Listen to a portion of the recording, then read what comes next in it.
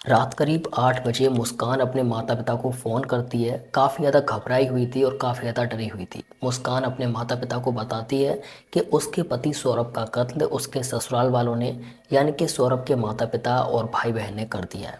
जब ये बात मुस्कान के माता पिता सुनते हैं तो वो एकदम डर जाते हैं और कहने लगते हैं कि बेटा पूरी बात बताओ, आखिर पूरी बात क्या है। लेकिन मुस्कान इतनी ज़्यादा घबराई हुई थी, इतनी ज़्यादा डरी हुई थी कि उसकी आवाज़ बिल्कुल भी साफ नहीं निकल रही थी। इसीलिए मुस्कान के माता पिता जो होते हैं वो कहते हैं कि बेटा तुम घर आ जाओ और घर आकर के हमें पूरी बात बताओ, आखिर क्या बात है। मुस्कान का जो मायका था वो मुस्कान की ससुराल से काफ़ी पास था।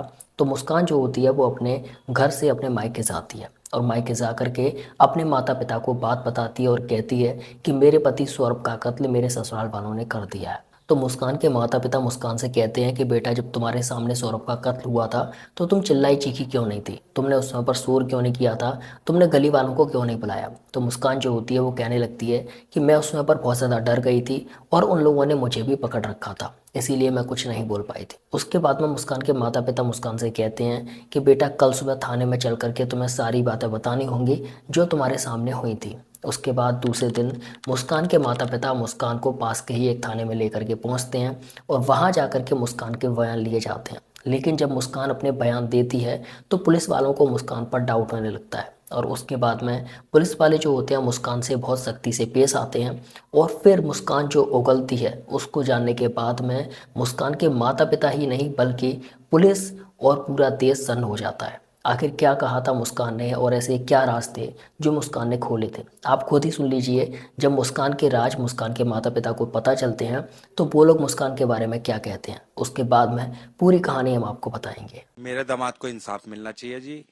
और ये लड़की मतलब समाज में रहने लायक नहीं है और इसने अब जीने का हक भी खो दिया है। इसे फांसी होनी चाहिए। अपनी बेटी के लिए फांसी, जिसे आप इतना प्यार करते अब नहीं करता। इस पूरी कहानी की शुरुआत हुई थी सन 2015 में। सन 2015 में उत्तर प्रदेश के मेरठ शहर में एक इलाका लगता है जिसका नाम है ब्रह्मपुरी। इस ब्रह्मपुरी इलाके में एक परिवार रहता है जिसको रस्तोगी परिवार के नाम से जाना जाता है। ये रस्तोगी परिवार जो है, इस परिवार में टोटल 5 सदस्य हैं, 3 बच्चे और 2 उनके माता पिता। पिता जो है उनका नाम प्रमोद रस्तोगी है, माँ जो है उनका नाम है कविता रस्तोगी और उनके 3 बच्चे हैं। 3 बच्चों में 2 बच्चों की इस पूरे क्राइम में कोई भी भूमिका नहीं है, सिर्फ एक लड़की की भूमिका है जिसका नाम है मुस्कान रस्तोगी। मुस्कान रस्तोगी जो होती है उसको सन 2015 में एक लड़के से प्यार हो जाता है और उस लड़के का नाम होता है सौरभ राजपूत। ये सौरभ राजपूत जो था ये इसके ही आसपास में रहने वाला एक लड़का होता है और इसके पिता जो होते हैं वो प्लाईवुड का काम किया करते हैं। सौरभ राजपूत के पिता का नाम मुन्नालाल राजपूत था जो कि प्लाईवुड का एक छोटा सा दुकान चलाया करते थे। सौरभ राजपूत के भाई बहन भी हैं लेकिन उनकी कोई भी भूमिका इस पूरे क्राइम एपिसोड में नहीं है। सौरभ राजपूत जो होता है वो नेवी की तैयारी उस समय पर कर रहा था सन 2015 में। जब दोनों की मुलाकात होती है सौरभ और मुस्कान की तो दोनों ही लोग एक दूसरे से बातें करने लगते हैं, एक दूसरे के प्रेम प्रसंग में पड़ जाते हैं और उसके बाद में एक साथ रहने का यानी कि शादी करने का फैसला करते हैं। बहुत ही अजीब सी बात थी कि सन 2015 में दोनों मिले थे, दोनों एक दूसरे के प्यार में पड़े और उसके बाद में सन 2016 में यानी कि सिर्फ और सिर्फ 10-12 महीने के अंदर ही दोनों ने एक दूसरे से शादी करने का फैसला किया। सन 2016 में जब दोनों ही लोग शादी करने का फैसला करते हैं तो दोनों के ही परिवार एक दूसरे से काफ़ी ज़्यादा अलग थे, क्योंकि जो मुस्कान का परिवार था वो थोड़ा सा ज़्यादा पैसे वाला था कंपेयर टू सौरभ के परिवार से, इसीलिए दोनों के परिवार राजी नहीं थे। दोनों इंटरकास्ट भी थे इसीलिए दोनों परिवार राजी नहीं थे और दोनों ही परिवार बहुत मुश्किल से राजी होते हैं। मुस्कान और सौरभ जो होते हैं वो बहुत ही मुश्किल से, बहुत ही अपने पूरी पावर लगा करके, ताकत लगा करके सब कुछ करके दोनों परिवार को राजी कर लेते हैं। लेकिन जब दोनों की शादी हो जाती है, शादी होने के बाद में मुस्कान और सौरभ जो होते हैं वो दोनों एक साथ रहने लगते हैं। लेकिन सौरभ का जो परिवार होता है वो सौरभ से अलग हो जाता है, यानी कि सौरभ अपने परिवार से सेपरेट हो जाता है। सौरभ का परिवार सौरभ के साथ में नहीं रहना चाहता क्योंकि सौरभ का परिवार जो था वो इस शादी से बिल्कुल भी राजी नहीं था। अब इसकी वजह से सौरभ और मुस्कान जो होते हैं वो एक अलग रूम लेकर के रहने लगते हैं मेरठ के अंदर ही। मतलब कि मुस्कान जो होती है वो ना ही तो अपने ससुराल में रहती है ना ही अपने मायके में रहती है, अलग रूम लेकर के रहने लगती है। लेकिन कुछ समय के बाद में सौरभ की नेवी में जॉब लग जाती है। सौरभ की जब नेवी में जॉब लगती है तो सौरभ को लंदन जाना पड़ता है। हालांकि सौरभ जो होता है वो नौकरी के लिए चला जाता है लंदन, और लंदन में जाकर के अपनी नौकरी करने लगता है। लेकिन सौरभ जो होता है बराबर फ़ोन करता रहता है अपनी पत्नी मुस्कान से। मुस्कान जो थी वो अपने माता पिता के साथ में नहीं रहना चाहती थी और ना ही अपने सास ससुर के साथ में रहना चाहती थी। हालांकि सौरभ जो होता है मुस्कान से कई बार कहता है कि तुम एक काम करो, या तो ससुराल में रह लो या फिर मायके में रह लो, इस तरीके से अकेली मत रहो। लेकिन मुस्कान जो होती है वो कहती है कि मुझे कोई दिक्कत नहीं है, मैं अकेले काफ़ी खुश हूँ और मैं तुमसे बात करती रहती हूँ, तो मुझे कोई दिक्कत नहीं होती, ना ही मुझे कोई डर रहता है। उसके बाद में सौरभ जो होता है वो अपने घर आता है, यानी कि छुट्टी लेकर के जब अपनी मुस्कान से मिलने, अपने परिवार से मिलने के लिए आता है, तो कुछ समय तक, लगभग 1 महीने तक रहता है। और इसी तरीके से सौरभ का आना जाना लगा रहता है। सन 2019 में मुस्कान जो होती है वो एक बेटी को जन्म देती है, और बेटी को जन्म देने के बाद में सौरभ जो होता है वो फैसला करता है कि अब वो लंदन में जॉब करने के लिए नहीं जाएगा, यानी कि वो नेवी की जॉब को छोड़ देगा। और सौरभ जब ये फैसला लेता है तो सौरभ सोचता है कि अब वो दिल्ली में कोई प्राइवेट जॉब कर लेगा और जॉब करके अपने परिवार के साथ में ही रहेगा। इसीलिए सौरभ जो होता है वो नेवी की जॉब से रिज़ाइन दे देता है, और रिज़ाइन देने के बाद में दिल्ली में एक प्राइवेट कंपनी में जॉब करने लगता है। सौरभ जो था वो अपने परिवार के साथ, यानी कि अपनी पत्नी और अपनी बेटी के साथ में रहने लगता है। लेकिन सौरभ को अंदाज़ा भी नहीं था कि सौरभ का नौकरी छोड़ने का फैसला और अपनी पत्नी के साथ में रहने का ये फैसला सौरभ की ज़िंदगी को बर्बाद कर देगा और सौरभ को हमेशा हमेशा के लिए ख़त्म कर देगा। सौरभ अपनी पत्नी के साथ में काफ़ी अच्छे तरीके से काफ़ी खुश रह रहा था। सन 2021 में सौरभ की जो पत्नी होती है मुस्कान, वो सौरभ से कहती है कि मेरे कुछ दोस्त हैं जिन्होंने अपना एक व्हाट्सअप ग्रुप बनाया हुआ है, और वो सभी दोस्त मेरे 8वीं क्लास तक के मेरे साथ में पढ़े हुए हैं। तो वो लोग चाहते हैं कि मैं उनके साथ में जा कर के कल पार्टी करूं, और कल उन्होंने बहुत अच्छी पार्टी रखी है जहां पर कि हम सभी बचपन के दोस्त मिलेंगे। तो सौरभ जो होता है वो कहता है कोई बात नहीं है, अगर तुम पार्टी में जाना चाहती हो तुम पार्टी में चली आना, मैं तो जॉब पर जाऊंगा। तुम एक काम करना कि हमारी बेटी जो है उसको अपने मायके छोड़ आना, ताकि उसका घर पर वो लोग ख्याल रख सकें। उसके बाद में मुस्कान जो होती है अपनी बेटी को मायके छोड़ती है और पार्टी अटेंड करने के लिए अपने बचपन के दोस्तों से मिलने चली जाती है। वहाँ पर जाकर के पार्टी करती है, और उसी पार्टी के दौरान मुस्कान की मुलाकात होती है एक लड़के से जिसका नाम होता है साहिल। अब ये साहिल जो था ये मुस्कान के साथ में 8वीं क्लास तक पढ़ा हुआ था।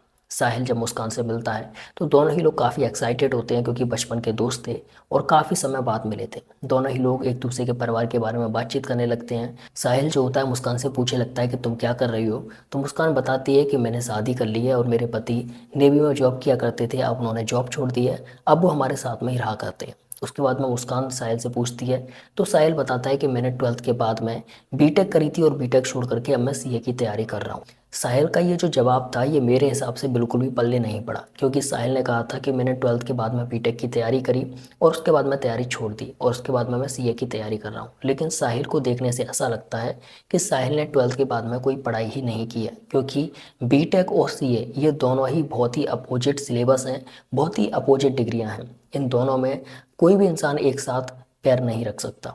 उसके बाद में हालांकि दोनों ही लोग एक दूसरे से काफ़ी बातचीत करते हैं, और बातचीत होने के बाद में पार्टी ख़त्म हो जाती है, दोनों ही लोग अपने अपने घर चले जाते हैं। लेकिन जो व्हाट्सअप ग्रुप था उसके थ्रू मुस्कान और साहिल जो होते हैं वो एक दूसरे से बात करने लगते हैं, चैटिंग करने लगते हैं, और धीरे धीरे करके दोनों ही लोग एक दूसरे के सुख दुख को साझा करने लगते हैं, और दोनों के बीच में बहुत ही गहरा संबंध हो जाता है। कुछ समय के बाद में दोनों ही लोग एक दूसरे से मिलने भी लगते हैं और एक दूसरे के साथ में फिजिकल रिलेशनशिप भी बनाने लगते हैं। लेकिन इस चीज़ के बारे में सौरभ को कोई भी अंदाज़ा नहीं था, क्योंकि सौरभ दिल्ली में जॉब करता था, रात को काफ़ी लेट आता था और कभी कभी आया भी नहीं करता था। हालांकि ज़्यादातर सौरभ जो था वो दिल्ली में ही रहा करता था। लेकिन मुस्कान के माता पिता को मुस्कान और साहिल के रिलेशनशिप के बारे में पता चल चुका था, लेकिन मुस्कान के माता पिता ने इस चीज़ को बिल्कुल भी गहराई से नहीं लिया, और कुछ समय के बाद में मुस्कान जो होती है वो अपने रूम रेंट में साहिल को बुला लेती है और दोनों ही लोग फिजिकल रिलेशनशिप बना रहे होते हैं। उसी दौरान मुस्कान की जो बेटी होती है वो रो रही होती है, और तभी मकान मालिक जो होता है वो आ जाता है और मुस्कान और साहिल दोनों को आपत्तिजनक हालत में देख लेता है। उसके बाद में मकान मालिक जो होता है वो सौरभ को फ़ोन करता है, और सौरभ को फ़ोन करने के बाद में सारी बातें खुलेआम बता देता है। उसके बाद में सौरभ घर पर आता है और पूरी एक मीटिंग होती है, पुलिस भी आ जाती है, सब कुछ होता है।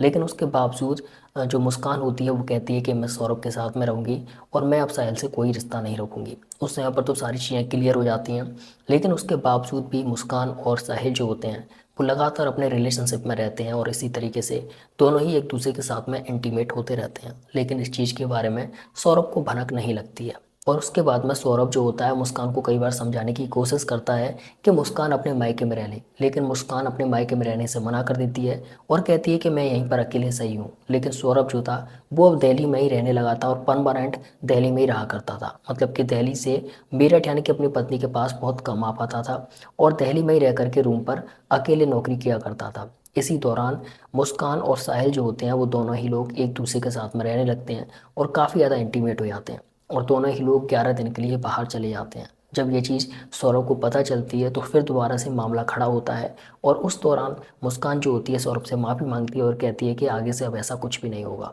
उसके बाद में सौरभ मुस्कान को माफ़ कर देता है। इस तरीके से इस हद तक सौरभ जो था वो मुस्कान से प्यार किया करता था, यानी कि एक तरीके से अंधा प्यार। लेकिन उसके बावजूद भी मुस्कान नहीं मानती है। मुस्कान साहिल के साथ में मिलकर के सौरभ को मारने का एक खूनी खेल खेलती है और फरवरी 2025 में फाइनली ये लोग सौरभ को मारने का प्लान करते हैं। फरवरी 2025 में मुस्कान एक शॉप से 10 किलो ब्लीच का ऑर्डर करती है और उस ब्लीच को मंगा करके अपने घर में रख लेती है। इसके अलावा मुस्कान 2 बड़े बड़े चाकू लेकर के आती है मीट काटने वाले और उन चाकुओं को ला करके अपने पास रख लेती है। इसके अलावा मुस्कान जो होती है कुछ दवाइयाँ लेकर के आती है डॉक्टर से, जो दवाइयाँ बेहोश करने वाली होती हैं। ये सारे इंतज़ाम मुस्कान जो होती है वो करके रख लेती है और रखने के बाद में 25 जनवरी को जब सौरभ जो होता है अपने घर आता है अपनी बेटी के जन्मदिन को मनाने के लिए, तो मुस्कान जो होती है वो अपने पति यानी कि सौरभ को मारने के लिए साहिल के साथ में ये खेल खेलती है। लेकिन उस समय पर ये लोग कामयाब नहीं हो पाते। लेकिन मुस्कान की जिद थी कि वो सौरभ को ख़त्म करके रहेगी, इसीलिए मुस्कान जो होती है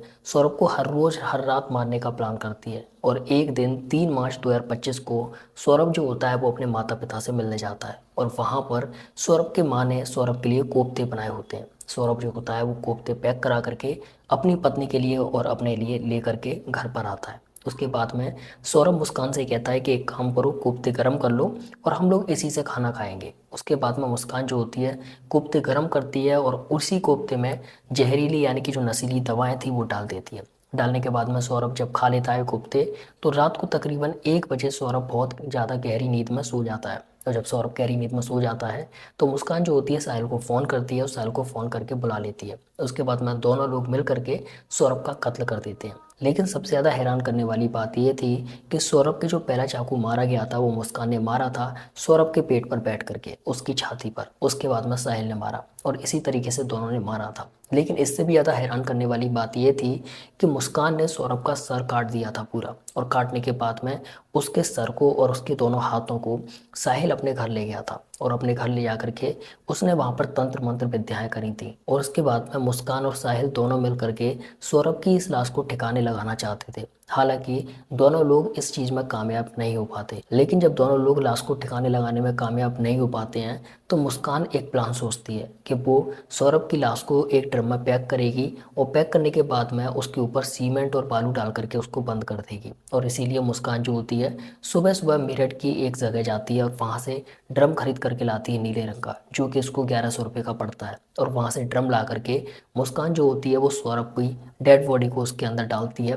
डालने के बाद में उसके अंदर सीमेंट डालती है, बालू डालती है और पूरा उसको पैक कर देती है, यानी कि चुन देती है सौरभ को उस ड्रम के अंदर। और ये काम करने के बाद में मुस्कान और साहिल जो होते हैं वो कुल्लू मनाली घूमने के लिए चले जाते हैं और 17 मार्च 2025 को वहाँ से वापस लौटते हैं। जब वहाँ से वापस आते हैं तो मुस्कान जो होती है 4 मजदूरों को बुलाती है उस ड्रम को फेंकवाने के लिए। लेकिन 4 मजदूर भी उस ड्रम को नहीं उठा पाते क्योंकि वो ड्रम जो था बहुत ज़्यादा भारी हो चुका था। उसके बाद में मुस्कान समझ चुकी थी कि अब इस लाश को ठिकाने लगाना बहुत ज़्यादा मुश्किल है। इसीलिए मुस्कान शाम को अपने माता पिता को फ़ोन करती है और फ़ोन करके कहती है कि सौरभ का मर्डर सौरभ के परिवार वालों ने कर दिया है। जब ये चीज़ मुस्कान के माता पिता को पता चलती है तो वो लोग मुस्कान को घर बुला लेते हैं और सुबह थाने लेकर के जाते हैं। और थाने में मुस्कान ये सारी की सारी बातें खोल करके रखती है कि उसने किस तरीके से अपने पति को मारा था। तो ये पूरी कहानी थी जो मैंने आपको सुनाई। ये कहानी हमें बहुत कुछ सीख देती है। इस कहानी से हम बहुत कुछ सीख सकते हैं। किसी भी रिश्ते के अंदर अगर विश्वास खत्म हो जाए तो बहुत अच्छा होता है कि उस रिश्ते को जल्दी से जल्दी उसी समय पर ख़त्म कर देना चाहिए, क्योंकि उसके बाद में वो रिश्ता चलता नहीं है बल्कि चलाया जाता है, और ऐसे रिश्ते आगे जा कर के कभी भी सक्सेसफुल नहीं होते। मिलते हैं अगली वीडियो में, तब तक के लिए बाय बाय। आप लोग कमेंट करके ज़रूर बताना कि आपको इस पूरी वीडियो के अंदर क्या चीज़ सही लगी और इस लड़के के साथ में और मुस्कान के साथ में क्या होना चाहिए। मिलते हैं अगली वीडियो में, तब तक के लिए बाय बाय। तब तक के लिए अपना ख्याल रखें, सावधान रहें। Thank you so much.